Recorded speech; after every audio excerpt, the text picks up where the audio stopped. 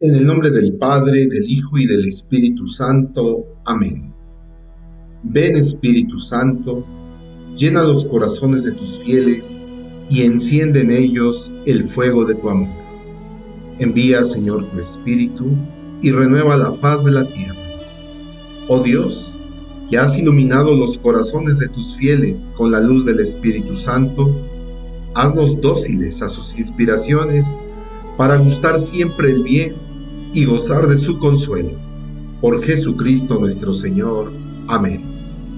Introducción a la primera carta a los tesalonicenses. Después de las grandes cartas paulinas, Romanos, Gálatas, 1 y 2 Corintios, y tras las cartas de la cautividad, Efesios, Filipenses y Colosenses, siguen en el canon las dos cartas a los tesalonicenses. La primera carta a los tesalonicenses es seguramente el libro más antiguo del Nuevo Testamento. No es una larga exposición doctrinal como las cartas a los romanos y a los corintios, sino un escrito más breve lleno de recuerdos personales revividos a la luz de la fe y el amor. Tiene dentro de su estilo sencillo y directo gran riqueza de contenido, estructura y contenido. Además del encabezamiento característico del estilo epistolar, se pueden distinguir dos grandes secciones. En la primera, el apóstol mira al pasado y rememora los comienzos de la evangelización de Tesalónica.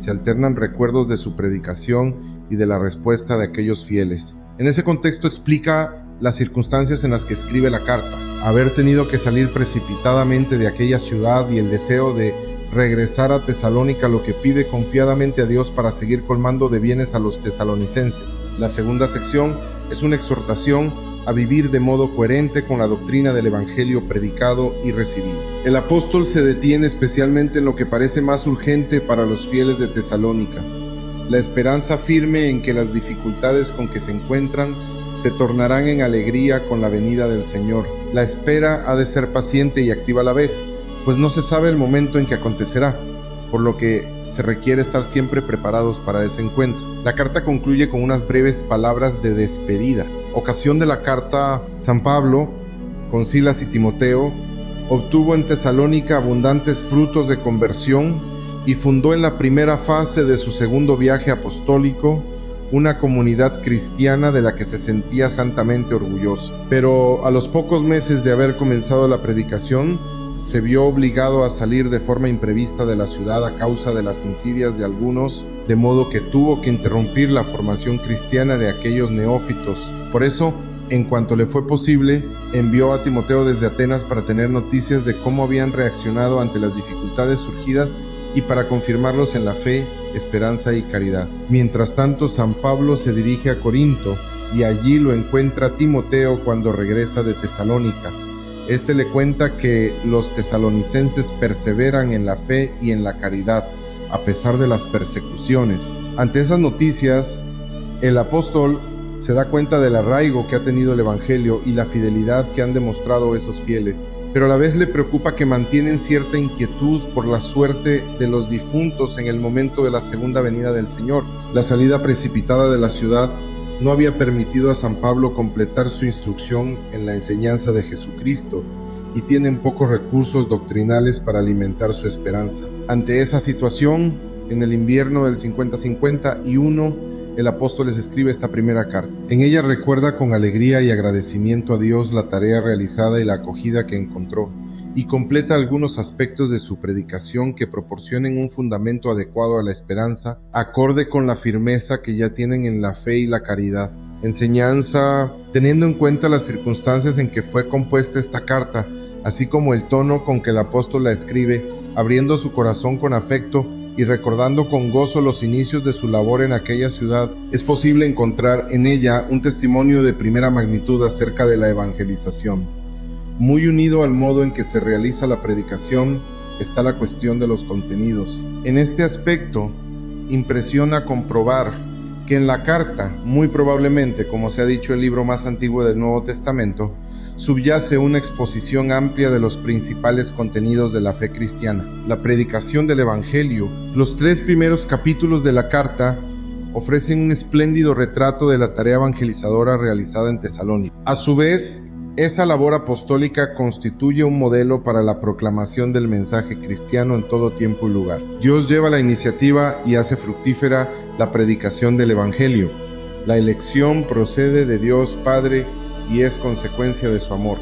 Su Hijo Jesús, que nos libra de la ira venidera, sostiene la esperanza. La acción del Espíritu Santo hace plenamente persuasivas las palabras del predicador y llena a quien las acoge de gozo inefable, que permite superar cualquier tribulación. El contenido fundamental de la predicación es el Evangelio, esto es, la buena nueva de nuestra salvación, anunciada por los profetas y cumplida en nuestro Señor Jesucristo. Anuncio que hace saber a quienes lo escuchan que son amados por Dios y que han sido objeto de una elección especial. La meta que se propone lograr es la conversión a Dios. A su vez, Dios mismo infunde las tres virtudes teologales: fe, esperanza y caridad en quienes aceptan el mensaje cristiano. Por su parte, el ejemplo de quienes responden con prontitud y fidelidad a la palabra de Dios refuerza la eficacia de la predicación. Un elemento importante para esta eficacia es la actitud del evangelizador. San Pablo exhorta con su ejemplo a evitar todo protagonismo.